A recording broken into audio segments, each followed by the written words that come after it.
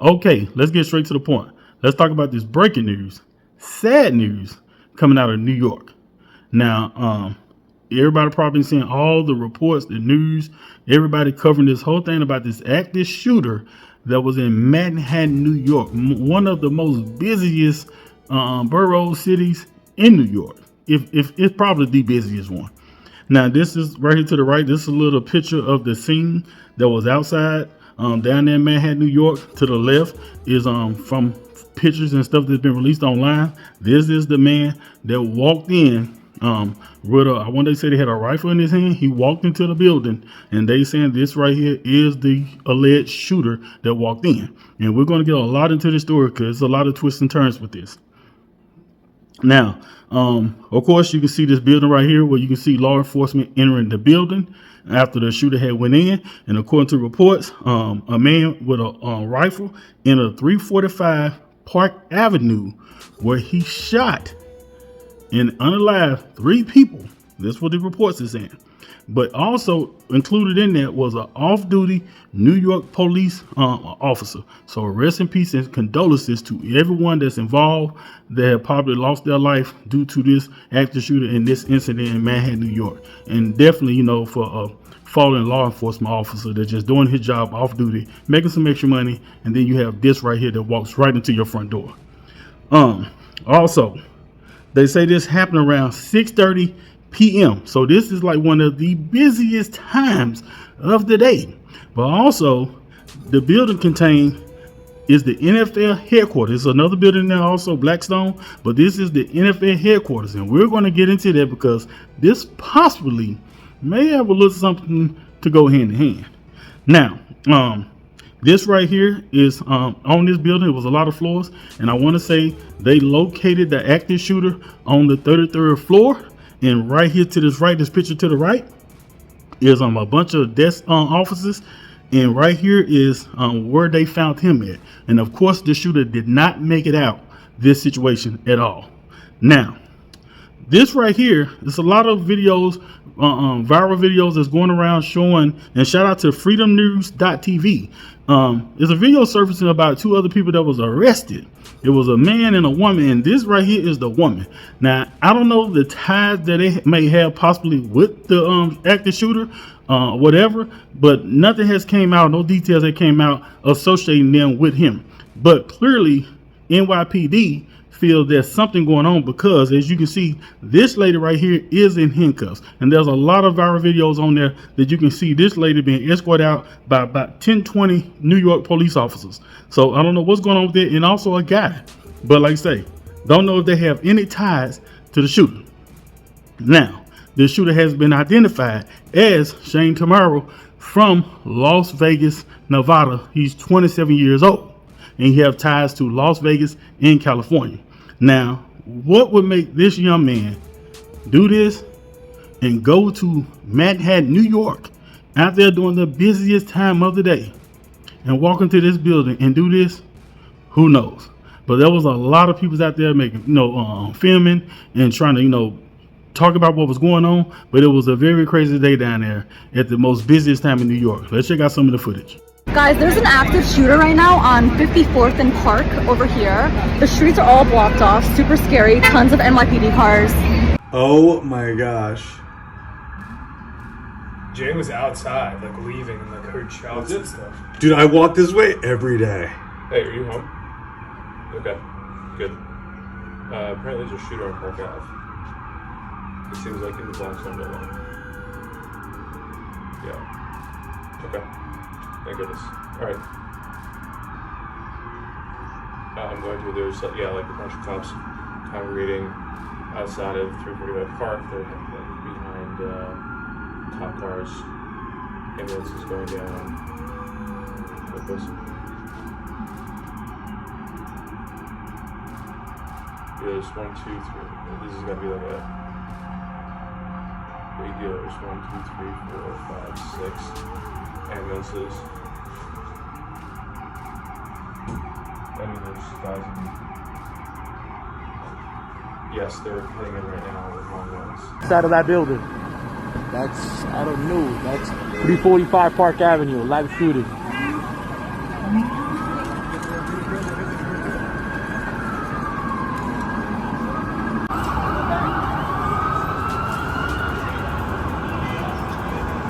You know, if this guy was just out for just manner of anyone, he's in Manhattan on the street. I mean, it's crowded with people. It's always crowded with people. He could shoot all kinds of people if he wanted to on the street. But yet he strides to this building with the rifle low, like he's not yet confronted who he wants to confront. So just like you heard the guy say in the news report, this guy, Shane Tamura, could have started shooting anywhere and anything because he is out there in Manhattan, New York on the busy street. People walking everywhere. But that was not his focus. He wanted to get into this building, which was the building for the NFL headquarters. And that's where this story kind of make you scratch your head and be like, what's going on? But doing some research with, it may be floating around online right now. But what I kind of found out is that Shane Tamura was a superstar football player. Coming up in high school, don't know his college career, seemed like things kind of didn't work out, but he was a superstar football player for Grenada Hills school out there in California. But he also played for Golden Valley High School, also in California. And he was a star running back. He played cornerback and he played free safety, but he was very, very popular as a running back. So do this have some ties to football? Is the reason why he wanted to get into the NFL headquarters? Because this doesn't make any sense for him to just want to go to the NFL headquarters. What? I mean, he is 27. He was in high school back, 7-8 years ago. So this has been a long time. Now, I don't know what's been going on with him. Don't know if he's been trying out to get into the league. I've seen a couple of things online saying that he had aspirations to be an NFL football player. Don't know what happened. Don't know if he got hurt, injured, or whatever. But it appears that did not work out. But you look at some of his highlights, the guy was amazing on the football field. And you can even see him talking in one of his interviews with Grenada Hills High School back in 2016 or 17. Let's go. Hey, we're here with standout running back Shane Tamura from the Grenada Hills football team. Big 35-31 victory against Kennedy tonight. The battle for Grenada Hills. Shane, just talk about you guys getting that win tonight. How'd you guys come through?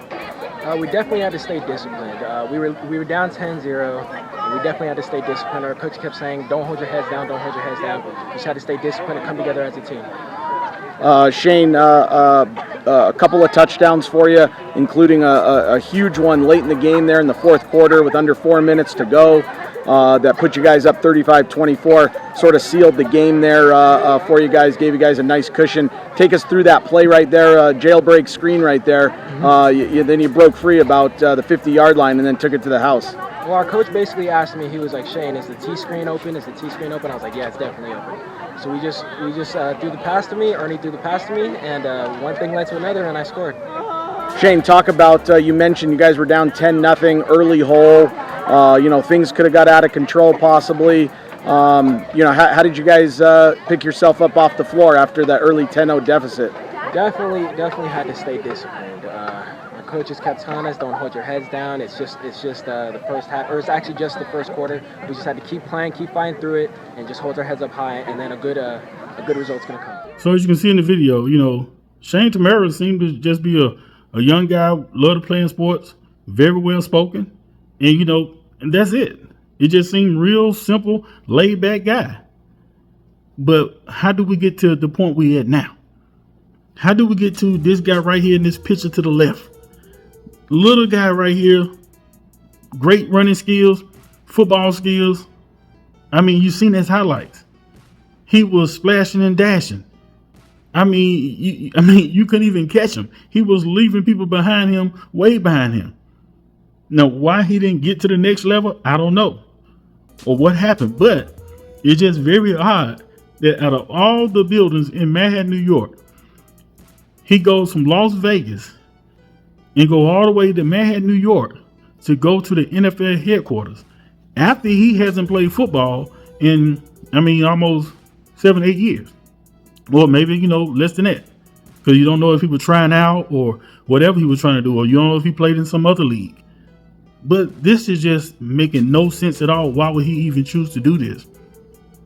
A young man that seemed like at one point he had so much ahead of him, but now decided to go this route. And like I say, he did not make it out. And that was a decision he made on his own.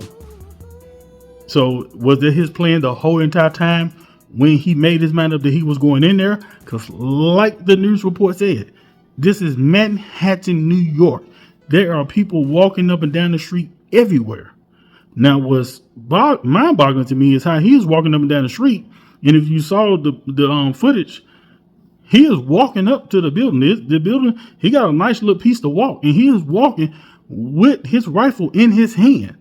And I want to say it's like some other people walking behind him, like they're about to come in the building as well. So how is it that nobody, the police officers or the footage, you know, some of these big buildings like that have someone just watching the cameras and watching surveillance footage? How did no one see him coming? Because it doesn't appear that he was hiding anything at all. He just walked right in. So maybe if they was able to see him coming up, then maybe they could have locked the doors or prevent him from coming in, or been better prepared, because when he got in, you know, he got straight to it. But walking in Manhattan, New York into this building, and I mean, you just hate to see it happen like this. But like I say, according to reports, NYPD officer did lose his life, and I want to say 2 others. So rest in peace and condolences to everyone who didn't make it out of this situation. A very sad day. Y'all get in the comments, tell me what y'all think. Don't forget to subscribe to the channel, like and share my video. I'm Gertie Mac. Holla.